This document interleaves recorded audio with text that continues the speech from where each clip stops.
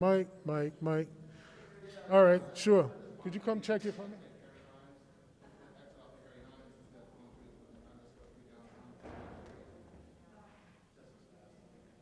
Cool. Okay. Hello, mic check. Mic check. 1, 2, 3, 4. Mic check. Mic check. Yay.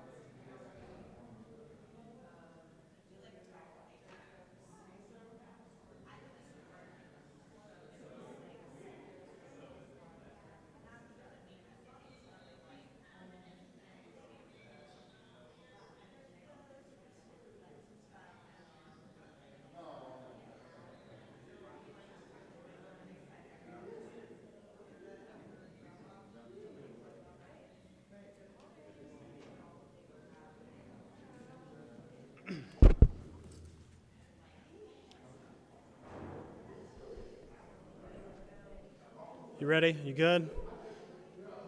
Audio sounds good. Got your white balance? Hey, all right. We will go ahead and get started. I'd like to introduce the 60th Mayor of Dallas, Eric Johnson. Well, good morning. I'm going to start off today by saying something that you've heard me say many, many times before, and that is that our city government is built on a foundation of trust. But for far too long, the people who occupied this building didn't take all of the steps necessary to build that trust. With an ethics code that was, frankly, too weak, and too difficult to interpret, we allowed doubts to fester. And as a result, our city government in years past has operated under a cloud of suspicion, opacity, and yes, clear-cut corruption. Thanks to this city council, however, that's changing, and it's changing in a truly monumental way. And that's because next week, for the first time in our city's history, we're going to have an inspector general in this building whose job will be to monitor, investigate, and prosecute potential ethics violations in city government. This isn't an easy job. It's going to require the inspector general to demonstrate tremendous wisdom, great courage, and of course, fairness. But this is exactly the kind of work that you should expect from a major city that is serious about good government and is serious about building trust with the people that it serves. And that's why I am thrilled to introduce you all to Bart Beavers and to publicly congratulate him on his appointment to this crucial new position here at our city. Mr. Beavers, your willingness to serve our city in this job is commendable. In addition, I'd like to thank all of the many candidates who applied and interviewed for this critical position. And of course, I want to thank our city attorney, Chris Caso, for agreeing to have these candidates that I just mentioned interview publicly with our ad hoc committee on general investigating and ethics. That public process was something that I pushed for back when we were hiring a police chief, if you'll recall. And I hope that that is something that we do more often here at the City of Dallas going forward for these crucial positions, because that's the kind of thing that also builds the public's trust. Finally, I want to thank the members of the committee. Particularly, I want to thank Chairwoman Kara Mendelson and Chairwoman Paula Blackman, who championed my ethics task force recommendations. Their work demonstrates what is possible when we work together to instill accountability in our city government. This is truly a historic day in the city of Dallas. And that's because we're not just building trust, we're building a legacy. We're building a legacy of trust in our institutions that's going to last for years to come, long after myself and any of the elected officials that are here today with us have departed this building. And while we still have challenges ahead of us, make no mistake about that, we have changed the game in this city.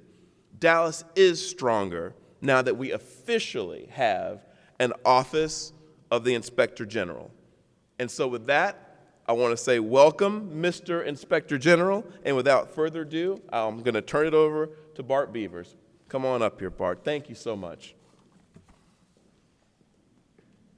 Welcome to the City of Dallas, my friend. Thank you. Thank you, Mayor Johnson, Christopher Caso, and distinguished members of the Dallas City Council. I'm honored to have been selected as the City of Dallas's first Inspector General. Today is truly a historic day. I look forward with great anticipation as we begin the process of building and staffing the office from the ground up, starting on Monday. I look forward to working side by side with city officials and playing a pivotal role in helping the City of Dallas move forward and engage with ongoing efforts to increase accountability, efficiency, and effectiveness of city services. This Office of Inspector General, or OIG, was established as an independent unit responsible for promoting economy, efficiency, and effectiveness in detecting and preventing fraud, waste, and mismanagement in city programs and operations. The OIG's mission is to help the City of Dallas effectively carry out its responsibilities and to protect the public interest by bringing about positive change in the performance, accountability, and integrity of city programs and operations. This will be accomplished primarily by performing administrative investigations, reviews, and inspections. And moving ahead, it's my vision for the OIG to implement its future activities and initiatives to accomplish certain objectives. First, I envision an OIG that contributes to strengthening the City of Dallas's oversight functions. In view of the rapidly evolving environment in which the City of Dallas operates, the OIG must continually review its own method of operation. The OIG will contribute to strengthening the City of Dallas's oversight function by ensuring that its work product will address identified needs and that recommendations will be shared in a timely manner for implementation. Secondly, I envision an office that contributes to enhancing accountability and integrity of city operations. This will necessitate working closely with the city auditor and the Dallas Police Department. We will seek to accomplish investigations in a timely manner and institute any prevention measures that may prove helpful. Thirdly, I envision an OIG that builds confidence amongst the City of Dallas in the work that the OIG conducts. I see that being accomplished through impartiality, independence, and providing value to the City of Dallas. I will strive to maintain a communication strategy that aims to increase awareness, understanding, and building confidence in OIG's work and its mandates. Finally, I envision an OIG that collaborates and builds partnerships with internal and external partners. Due to the limited resources, partnerships are critical for effective delivery of OIG oversight activities. I hope to accomplish this through creating ways of working together in a more strategic manner with the aim of complementing each other in our respective areas of expertise and eliminating any overlap of working. Thank you.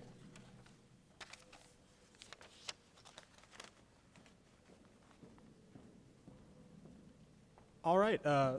Chris, did you want to say anything? And then we'll take a couple quick questions, and then we'll go and sign the ethics pledge in the back. Thank you for coming today, and I want to thank the City Council for their trust in me in supervising the Inspector General, and also for amending the ethics ordinance and for being willing to commit the funds to make this the best Inspector General's office in the country. As we've said, we're starting from scratch, so we've got to do it right. We've got to review the staffing levels, and I've asked Bart to visit with me about, the staffing needs and how he envisions the office moving forward.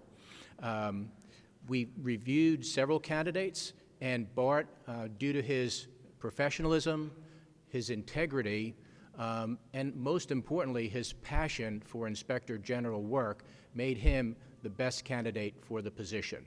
And so I will task him to, as he had indicated, investigate, educate to be sure that Dallas becomes the #1 most ethical city in the country. Thank you. All right. Do we have any questions? Yes.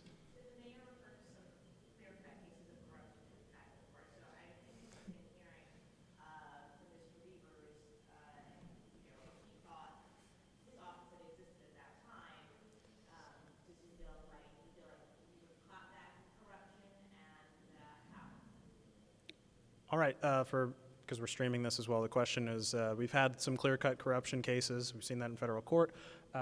If, hypothetically, if we had an Office of Inspector General, then does Mr. Beavers feel like we would have caught it? Sir? I think it's anybody's guess as to whether that could have been caught at that time. That assumes some things that we don't have in the equation. I think prevention is huge. I love prevention. We used to have coffee cups when I ran the IG office in Austin that had prevention as a solution, and I believe that. But any time that you talk about prevention and catching stuff like you're talking about, the concomitant responsibility falls that there's the X factor, and that's human will. Whenever you're dealing with human free will and volition, you never really know, because every prevention measure known to man is based on what we know. That's what we've seen in the past, what we've documented in the past, what we've identified. And so you can create a list of effective prevention measures to try to address some of those things, but that's all based on what we know. What makes the fraud game interesting is it's dynamic in nature. And if you have a perfect set of prevention measures in place today, there's no guarantee that that may be completely ineffective 72 hours from now when the game changes. Because what we do in this dynamic process is we create a radar, and people fly into it, they get caught, consequences fall where they may, and then they start to figure out where that radar is.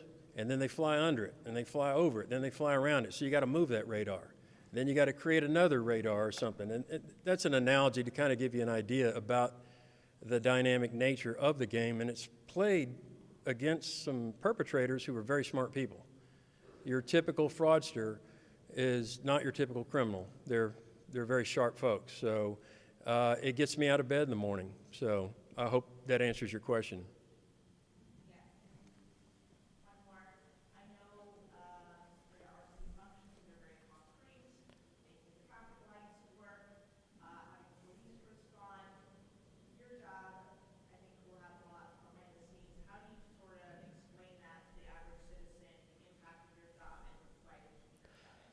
Question is, how do you explain the impact of an inspector general and why they should care about it?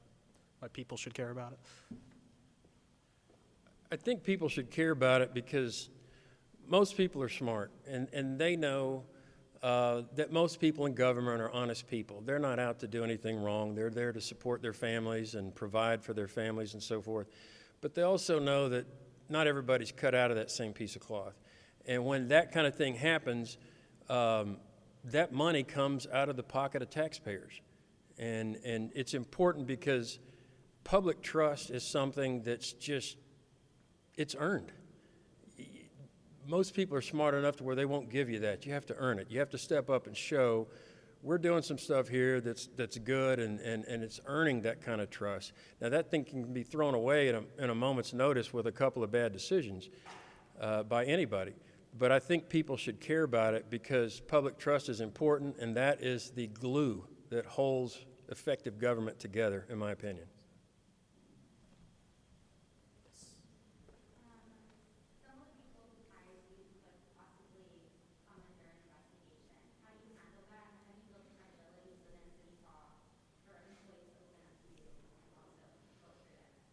So how do you investigate the people you work for and work with?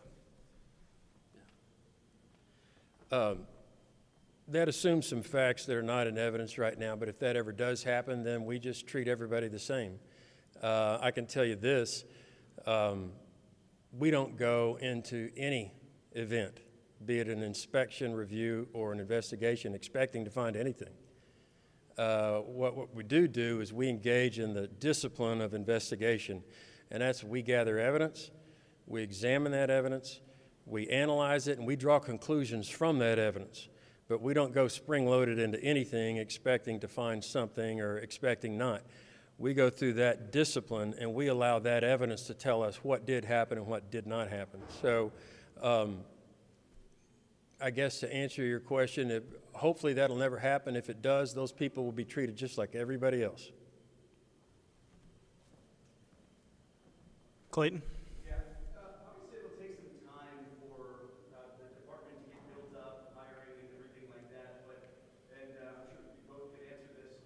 As far as the immediate impact, like Monday morning or Monday afternoon, will there be a difference within the walls of City Hall? If so, what will that look like? What will that feel like for people that work here? So come Monday, when the office of when BART actually gets started, what changes? You want to take that, Mayor? I think we should probably both speak to it, but I will say from the perspective of from the elected representatives of the city, and again, it's a very clear distinction here. This gentleman has been hired to run an office, do a job. He has his own, he's going to be building that office from scratch, and we're not going to get in his way. We're going to let him do that. But so my remarks at this point are on behalf of the residents and the folks that I was elected to speak for. I think what we're hoping and what the idea here was, the best way to think about this job from our perspective is what was once on the shoulders of the citizens and the residents of the city to do. Investigate the issues, discover where the violations may be occurring, bring them forward, essentially prosecute them yourself at your own time and on your own dime. This man now is doing that on our behalf. So what I'm hoping is different starting on Monday is that the burden is being taken off of the shoulders of the residents of Dallas to discover every unethical thing that's going on in city government and at their own expense to investigate and prosecute. This person now embodies all of our intentions in that regard. So that's what I'm hoping is different, is that he will actually be doing the job that used to fall to all of us as the 1.4 million of us who live in the city. And so as a practical matter, what that looks like in terms of how, where the office is located, how many people work in it, and what they're doing on a day-to-day basis, I would let him speak to that. But I know as a resident of the city, I'm hoping now that folks on the street can focus on their livelihoods and their families, and ethics issues will not primarily fall to them to root out and prosecute. They will fall to this man. That's my vision for it. I don't know if you wanted to say anything about that. I think you hit the nail on the head. All right. Nail on the head, he said. So is there, we can do one more question and then we're going to move to the back there. Anyone? Yes.